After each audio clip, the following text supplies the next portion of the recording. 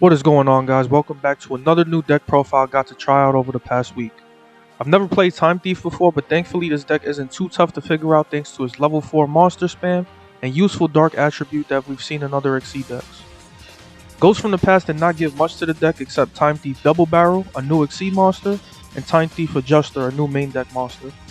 Adjuster is definitely the better new card we got, as it can send a Time Thief card to the grave on its summon, or summon itself from the hand when another Time Thief hits the field.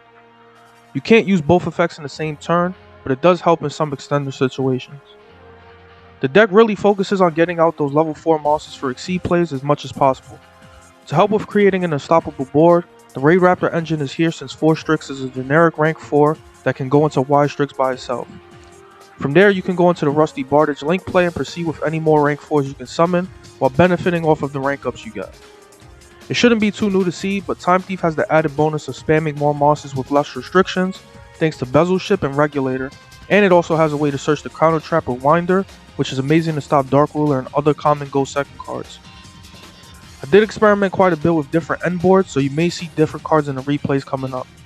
One example is the Yuga combo made popular in my Blackwing video, which I'll link below so you can see more in depth.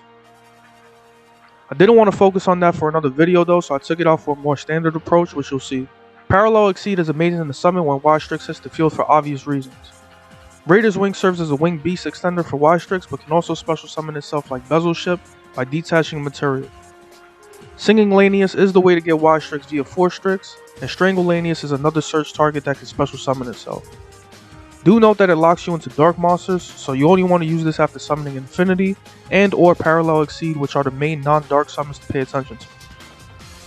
Time Thief Regulator is the most important starter of the deck, contributing itself to summon any 2 Time Thief monsters from the deck.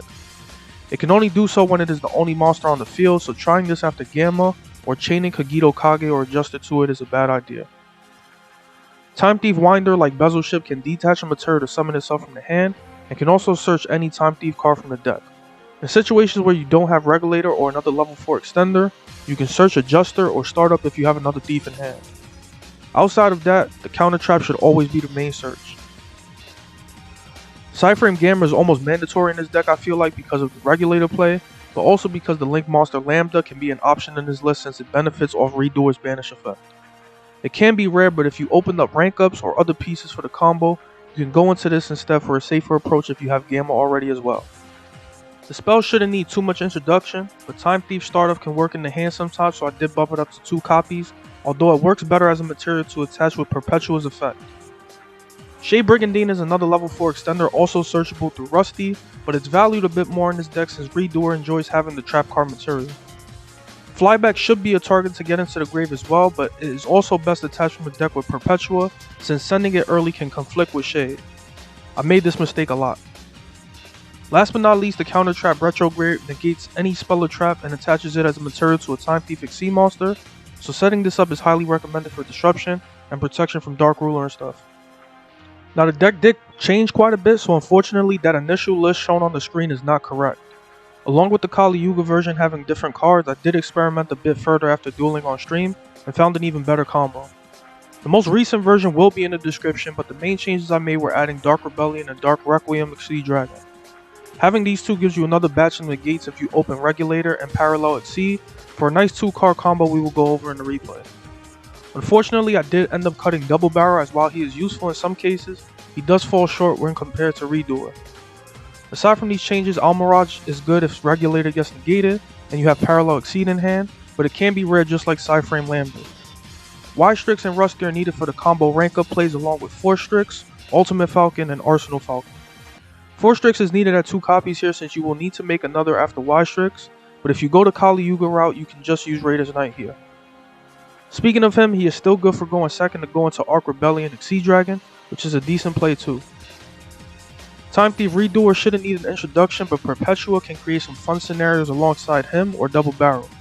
Thanks to her quick attach effect, you can set up your Redoer with Flyback, and then disrupt an opponent's grave with it when Redoer leaves the field. A Revive effect can also come in handy if you lose a Time Thief XC monster. Getting into the combo, all you need is Regulator and Parallel Exceed. Tributing Regulator, you only want to summon Bezel and Winder, who searches the counter trap. Bezel is mandatory at the very least to be able to summon itself after the Force Strix detaches it for the search. After getting Force Strix and searching Singing Lanius, you can go into Y Strix to summon that second level 4 monster needed, Raider's Wing, before going into another Force Strix. At the same time, this is the best chance to use Parallel Exceed to give you 2 more level 4 monsters which you can use for an Exceed summon as well. The second Force Strix will search Strangle Lanius, but you cannot summon it until after you use the new Shave rank up to summon Cyber Dragon Infinity. This combo is not meant to stop Nibiru, but Infinity is the first key Omni Negate for the board going forward. Now I am forced to banish Bezel Ship here for Rusty, which isn't ideal, but had I not done this we wouldn't be able to get a key revive coming up. With Rusty now in the field, we can send Boots to get Fogblade or Shade Brigandine, though we don't need Shade for the most part. Boots can then search the Phantom Knight's rank up spell. Now that we can summon Strangle Lanius, you can also use it to revive a Raidraptor monster since Force Strix has a dark material, so now we have another level 4 material. Raider's Wing, like Bezel Ship, can detach a material from an Exceed monster to summon itself, giving us that last level 4 we need. Doesn't matter what order is done, but you want to summon Dark Rebellion and a Time Thief Exceed monster to make use of Requiem and a counter trap next turn. After those Exceed summons are done, we can rank up Force Strix into Arsenal, who can then summon Necro Vulture, the spice of the deck. Necro can tribute Arsenal with a material to summon Ultimate Falcon and get the Phantom Knight rank up spell back from the grave to summon Requiem next turn. You can't Exceed summon anymore after this, so it's important to finish before this play. In closing, we have Fogblade, the Retrograde counter trap, Infinity with 1 negate, Dark Requiem with 2 negates, although it could have been 3 if I summoned Redo it first, and Rusty gets a pop from summoning Requiem to the marker. The only realistic thing that can break this board are Lava Golems or Sphere mode, but you shouldn't worry too much about that before siding.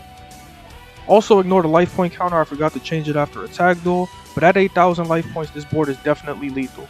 I kinda went overboard here, but I hope you guys enjoyed the rest of the video. Make sure to like and subscribe and get us to that 1,000 subscriber mark.